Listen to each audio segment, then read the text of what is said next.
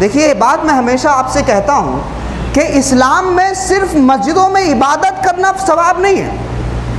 کبھی آپ یہ سوچتے ہو کہ ہم مسجد میں آ جائیں تو عبادت کر رہے ہیں، باقی زندگی میں چاہے جو بھی لمحہ جیسے بھی گزارے عبادت نہیں ہے. اگر آپ صحیح نیت کے ساتھ میں زندگی کا ہر جائز لمحہ گزار رہے ہیں تو یاد رکھیے کہ ہر لمحہ مسجد سے لے کر بازار تک عبادت ہے. اگر آپ جائز کاروبار کر رہے ہیں وہ بھی عبادت ہے، حلال کاروبار کر رہے ہیں وہ بھی عبادت ہے، صحیح طریقے سے راجنیتی کر رہے ہیں وہ بھی عبادت ہے، اللہ کے بندوں کی خدمت کر رہے ہیں وہ بھی عبادت ہے.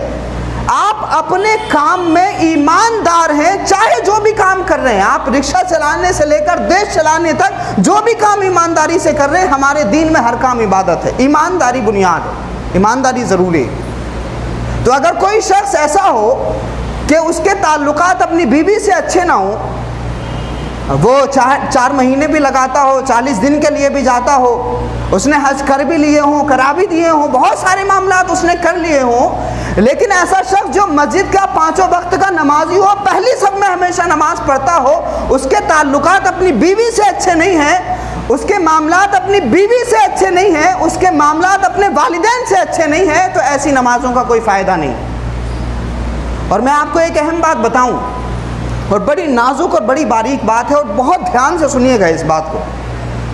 یہ جو نمازیں ہیں یہ ہماری منزل نہیں ہے، یہ نمازیں ہماری منزل نہیں ہیں. یاد رکھیے اس بات کو، نمازیں ہماری منزل نہیں. مثال کے طور پر ہم یہاں سے نکلے مراد آباد کے لیے، جیسے دلی ہم نے پار کی تو راستے میں ہم نے دیکھا کہ کہیں بورڈ لگا ہوا تھا غازی آباد کا،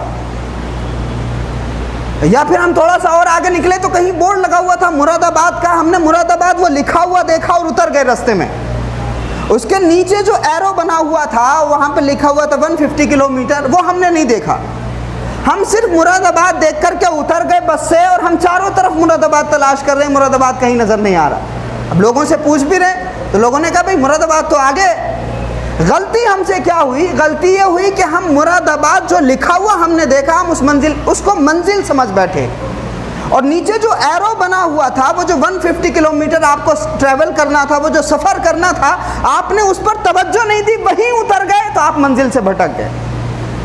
بات سمجھ رہے ہیں آپ؟ بات یہ ہے بھائی کہ ہم نمازوں کو اگر منزل سمجھ بیٹھے تو ہم بھٹک گئے.